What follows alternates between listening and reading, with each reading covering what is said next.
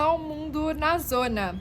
Depois da nossa última edição especial voltada inteiramente ao conflito entre Rússia e Ucrânia, que atingiu no último sábado, dia 24 de fevereiro, o marco de 2 anos, essa semana a gente volta para a nossa programação normal, falando sobre os principais eventos de política internacional que aconteceram nesses últimos dias.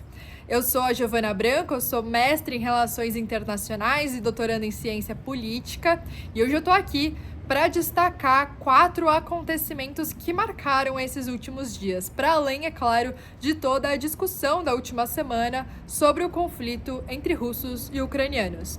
E hoje eu vou começar falando sobre a reunião do G20 que aconteceu aqui no Brasil, já que esse ano o Brasil é presidente do G20, o grupo das 20 maiores economias do mundo, 19 países e mais a União Europeia. Essa é a primeira vez que o Brasil é presidente do G20, então existe sim, por parte da diplomacia brasileira, uma grande expectativa sobre os rumos das negociações no âmbito do G20 nesse ano. Afinal, seria um momento de o Brasil garantir o seu protagonismo internacional, um protagonismo que foi perdido ao longo dos últimos anos, mas que o governo Lula tenta retomar, justamente buscando relembrar aqueles momentos de maior glória da diplomacia brasileira durante os seus primeiros mandatos. Até o momento, nós temos visto uma dificuldade um pouco maior de uma inserção do Brasil enquanto uma potência regional e global. O Brasil, diferente dos primeiros governos Lula, hoje tem maiores dificuldades econômicas e também tem maiores dificuldades de negociação política.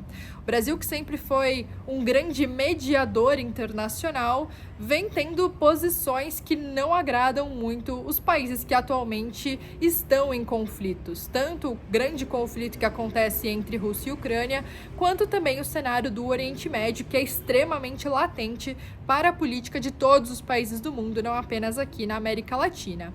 Então, essa reunião do G20, de fato, seria um momento possível de maior protagonismo brasileiro. E o que foi decidido nesses últimos dias, foram 2 dias de reunião de grandes chanceleres que se encontraram na cidade do Rio de Janeiro, foi que nesta reunião não seria produzido um documento final sobre as discussões realizadas no âmbito do G20. Isso porque a decisão do Brasil, e a meu ver uma decisão muito sábia, justamente tentando manter esse seu protagonismo, é de que uma reunião com tanto ausência de consenso como essa reunião não poderia produzir nenhum tipo de documento que de fato fosse válido. Obviamente, se um documento final fosse escrito e possivelmente votado, haveria tanta discordância que esse documento seria visto como um fracasso. E, consequentemente, quase como um espelhamento, a própria reunião e a presidência do Brasil também poderiam ser vistas como falhas. Então, a decisão dessa reunião foi de que nenhum documento final seria emitido. E, em compensação, os líderes do G20 se encontrariam novamente em setembro em Nova York, poucos dias antes de uma reunião anual na Assembleia Geral que acontece lá na ONU. E isso seria mais um passo, mais uma preparação para a próxima reunião do G20 em si, que vai acontecer em novembro desse ano, ainda presidida pelo Brasil. Então agora o Brasil, na verdade, foi muito inteligente de conseguir colocar quase como passos para uma possível negociação e para a emissão de um documento final que de fato possa refletir as posições brasileiras enquanto presidente do grupo. Então agora nós tivemos, na verdade, essas negociações em fevereiro, teremos novas conversas em setembro, para aí sim, em novembro, nós termos novas negociações do G20. Mas é preciso dizer que, apesar dessa escolha muito sagaz da diplomacia brasileira, a reunião que aconteceu de fato nesses últimos dias foi muito marcada realmente por dissensos entre os pares. O que já era esperado, né? O mundo tem cada vez mais estado muito compartimentado em relação à política internacional. Hoje, qualquer reunião que inclua russos e norte-americanos já será, por si só, uma reunião sem uma resolução consensual. E isso em todos os âmbitos: Conselho de Segurança, Assembleia Geral, G20 e outros. Então, nós vimos exatamente esse reflexo de opiniões divergentes e também de muita falta de consenso no âmbito do G20. E eu destaco aqui a própria posição do Sergei Lavrov, ministro das Relações Exteriores da Rússia, que fez declarações que não foram muito bem aceitas pelos outros membros do G20. Segundo Lavrov, o G20 deveria retomar ao seu cenário inicial, discutindo apenas questões econômicas e financeiras, e que o G20 não tem nenhum tipo de pauta política a mais. O G20 não seria o espaço de negociação, por exemplo, para assuntos sobre segurança internacional. A ideia do Lavrov é que a política deve ser compartimentada. Então, segurança a gente discute no Conselho de Segurança. Economia a gente discute no âmbito do G20, outras negociações discutimos em outras agências da ONU, e por aí vai. Isso, obviamente, reflete o próprio interesse russo, ou no caso, a falta de interesse da Rússia, de discutir questões de segurança com os países europeus, com os Estados Unidos. Os interesses da Rússia atualmente se limitam à sua própria política externa, que, portanto, não tem muita negociação com esses países. Mas outros líderes que participaram da reunião criticaram duramente essa posição do Sergei Lavrov, dizendo que era uma tentativa da Rússia de esvaziar qualquer tipo de discussão sobre segurança internacional no âmbito do G20 e que, diferente da posição que o Lavrov levantava, o G20 seria justamente um espaço de ótimas negociações de segurança internacional. Nós estamos juntando em uma única sala representantes de 19 países extremamente ricos e mais toda a União Europeia, portanto abarcando praticamente todo o PIB internacional. E se qualquer decisão de segurança pretende ir para frente, esse seria o espaço de que esses países com grande poder e grande influência pudessem negociar mais livremente, diferente do Conselho de Segurança, que nós temos 5 membros permanentes com poder de veto. Então, ali, naquele âmbito do Conselho de Segurança, que seria o âmbito destinado à discussão da segurança internacional, qualquer tipo de acordo que envolva interesses divergentes é muito mais difícil, já que os países têm esse poder, que é o poder do veto. E a Rússia, obviamente, é um desses países, junto com os outros 4 membros permanentes. Então, o G20 abriria uma outra porta, né, que é da discussão um pouco mais democrática. Não é 100% democrática, porque não inclui todos os países do mundo e todos os interesses, mas ainda assim expande um pouco mais as discussões sobre segurança internacional.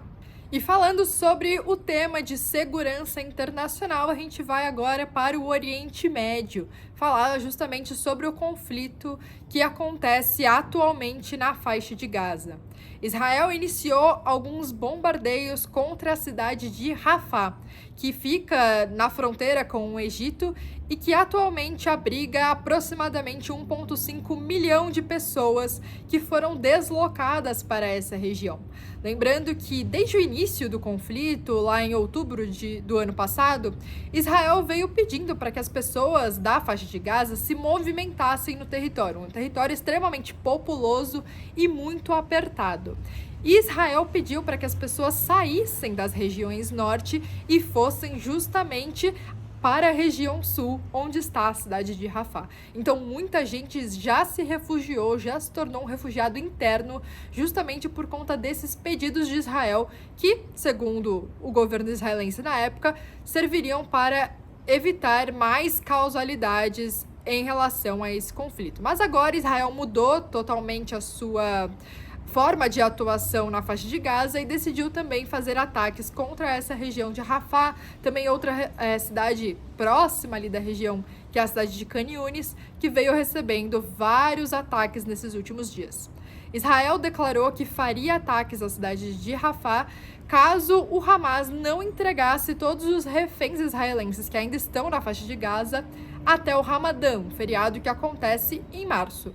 Mas mesmo essa data limite determinada pelos israelenses não tendo chegado ainda, nós já observamos alguns ataques nessa cidade. Logo que Israel declarou que tinha a intenção de fazer ataques contra Rafah e estabeleceu esse prazo, os Estados Unidos se pronunciaram no Conselho de Segurança de forma contrária e pediram para que Israel não atacasse essa cidade, justamente por causa do número de feridos e mortos que seriam decorrentes disso tudo. Então, foi a primeira manifestação dos Estados Unidos desde o início do conflito, em 7 de outubro, que foi contra os interesses israelenses, principalmente a primeira declaração no âmbito do Conselho de Segurança, o que torna isso ainda com um peso maior por parte dos Estados Unidos. Então, existe aqui quase que um consenso internacional de que os ataques israelenses nessa região seriam absolutamente imorais por conta do número de civis que estão ali, justamente, de novo, por conta de um pedido de próprio governo israelense para que elas estivessem nessa região. Ainda assim, Israel novamente desrespeitou o pedido dos Estados Unidos e já começou a realizar alguns bombardeios pontuais nessa cidade. Além disso, o governo israelense também divulgou um plano para a Palestina pós-conflito. Foi a primeira vez que o governo israelense, de alguma forma, mencionou o que pode acontecer nesse pós-guerra. E esse plano foi, no mínimo, extremamente controverso e muito criticado por vários atores internacionais. Segundo Israel, não serão aceitos nenhum tipo de governo na Palestina no pós-guerra que incluam membros do Hamas, o que até aí seria compreensível, tendo em virtude todo o conflito que aconteceu, mas que também não seriam aceitos membros que estão ligados à Frente da Libertação da Palestina. Isso causou um grande problema político naquela região, já que a Frente de Libertação da Palestina funciona basicamente como um guarda-chuva de várias organizações políticas ali da região. Então, se Israel declara que não será aceito nenhum membro que tenha qualquer ligação com a Frente de Libertação da Palestina, no fundo, o que Israel está fazendo é impossibilitando que qualquer pessoa assuma o poder, porque é praticamente impossível que pessoas com movimentações políticas e que de fato pudessem assumir o governo não tenham essa ligação com essa instituição. Então, Israel foi, de alguma forma, criticada por esvaziar completamente o cenário político da Palestina no pós-conflito. Então, esse plano, pensando na paz do futuro, na verdade, né, ele é um plano que impede qualquer tipo de governo ali naquela região. Impede e deixa cada vez mais longe a possibilidade da criação de um Estado palestino. A solução dada pelos Estados Unidos, uma sugestão, foi de que o próprio Fatah assumisse o controle sobre a faixa de Gaza depois que o conflito fosse finalizado, que um cessar-fogo fosse negociado. Atualmente, o Fatah é quem governa a região ali da Cisjordânia. E então essa possibilidade levantada pelos Estados Unidos, na verdade, apenas aproxima a possibilidade de criação de um Estado nacional palestino, já que atualmente nós temos governos distintos em territórios que não são contínuos. Então, de fato, a criação de um Estado se torna muito difícil. Se nós temos, embora territórios que não são contínuos, mas com o mesmo governo, o mesmo ator político controlando ambos os lados, a possibilidade de se criar um Estado nacional se torna muito mais real, muito mais palpável ali para os palestinos. O que é uma sugestão, no mínimo, difícil de compreender, vinda por parte dos Estados Unidos, que desde o início, desde a criação do Estado de Israel, assumem grande apoio ao Estado de Israel e que raramente foram contrários aos interesses desse governo, mas que agora cada vez mais vem tendo essas sugestões que de alguma forma são contrárias àquilo que é mais íntimo da política israelense. Obviamente, essa sugestão já foi negada pelo governo de Israel, mas ainda assim é interessante notar que isso foi levantado pelos Estados Unidos e que isso de fato poderia ser muito mais possível do que o próprio plano israelense que foi divulgado nesses últimos dias. Esse plano de Israel também inclui a desmilitarização completa da faixa de Gaza, praticamente estabelecendo um sistema de tutela de Israel em relação a essa região. Também propõe a desradicalização da educação entre os palestinos. Israel vem dizendo há muito tempo que existe um antissemitismo disseminado nas escolas ali da região e que isso deve ser combatido.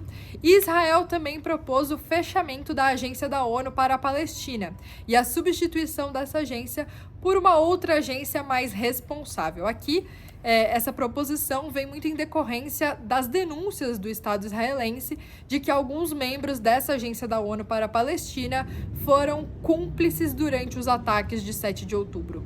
Isso vem sendo investigado já, e é importante notar que, se de fato isso aconteceu, essas pessoas serão punidas, mas que, apesar de tudo isso, essa agência da ONU para a ajuda da Palestina é a principal agência humanitária da região e que a dissolução dela causaria, com certeza, um conflito ainda maior em termos humanitários. Nós já vemos uma situação humanitária caótica na região da Palestina, especificamente na faixa de Gaza, e caso isso de fato seja concretizado, nós veremos a piora substancial da qualidade de vida dessa população.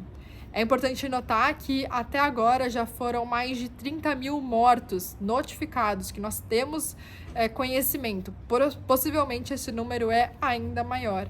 E isso cada vez mais tende a se aprofundar nessa região. Então, é necessário sim que os países comecem a pensar em possíveis acordos de paz e possíveis cessar-fogo no futuro. Agora a gente vai para o leste europeu falar sobre a Rússia novamente. Então, nesses últimos dias, os Estados Unidos declararam a 13ª onda de sanções contra a Rússia, em detrimento do conflito que acontece na Ucrânia há 2 anos e também por conta da morte suspeita de Alexei Navalny. O Biden anunciou aproximadamente 500 sanções contra a Rússia, o que, de novo, é um número bem expressivo de sanções nesse momento. E a justificativa foi justamente essa: punir a Rússia pelos 2 anos e punir a Rússia pela morte do Navalny, que aconteceu no dia 16 de fevereiro desse ano. A morte dele aconteceu em circunstâncias suspeitas, nós ainda não tivemos uma grande investigação sobre isso. A declaração oficial é de que ele foi fazer uma caminhada, se sentiu mal e morreu de morte súbita. O seu corpo foi finalmente liberado para a mãe dele, que permaneceu na cidade em que ficava a prisão em que ele estava, no Círculo Polar Ártico, uma prisão conhecida como uma das mais duras de toda a Rússia. E ficou recentemente, saiu uma notícia, ainda não foi confirmada, mas de uma apoiadora do Navalny que está no exterior, declarou que o Navalny morreu por conta de uma troca de prisioneiros que aconteceria nos próximos dias. Essa troca estaria cada vez mais próxima e que ele seria trocado por alguns presidiários russos que estão nos Estados Unidos. De novo, essa informação não foi confirmada, não há qualquer indício ainda de que isso de fato tenha acontecido, até porque isso seria atribuir completamente a culpa da morte do Navalny ao governo russo, então ainda é algo a se investigar. Mas os Estados Unidos já haviam anunciado desde a morte do Navalny que fariam essa nova rodada de sanções. E, portanto, de fato, o fizeram, aplicando agora mais de 500 sanções contra a Rússia nessa 13ª rodada de sanções econômicas. E para finalizar o nosso vídeo de hoje, eu vou falar sobre o vizinho da Rússia e também aliado durante esse conflito, que é Belarus. Nesse último domingo, aconteceram as eleições legislativas nesse país em que há o governo de Alexander Lukashenko há 30 anos. Lukashenko também um grande ditador ali da região do leste europeu e aliado do presidente russo Vladimir Putin há muito tempo, especialmente agora no contexto de guerra contra a Ucrânia. Essas eleições aconteceram sem a participação de nenhum partido de oposição, foram todos banidos. A repressão policial interna também aumentou significativamente, agora nesse período próximo às eleições, o que foi considerado algo extremamente repressivo por parte do Estado de Belarus. E também o Instituto Internacional de Democracia e Assistência Eleitoral, que é basicamente uma ONG internacional que monitora níveis de democracia internacionalmente, declarou que essa eleição legislativa em Belarus serviu apenas para mostrar que o regime autoritário se transformou em um regime totalitário, expressões utilizadas pelo Instituto, que na verdade servem aqui com uma certa dose de exagero, mas para mostrar o quanto que o autoritarismo na região de Belarus vem aumentando significativamente. O presidente Alexander Lukashenko teve um período que praticamente foi deposto do seu governo, sofreu grandes manifestações internas, muitas contestações em relação ao seu governo extremamente autoritário e que se manteve no poder devido a uma intervenção militar da Rússia. Então, hoje, a estabilidade do governo do Lukashenko depende intimamente da estabilidade do governo russo.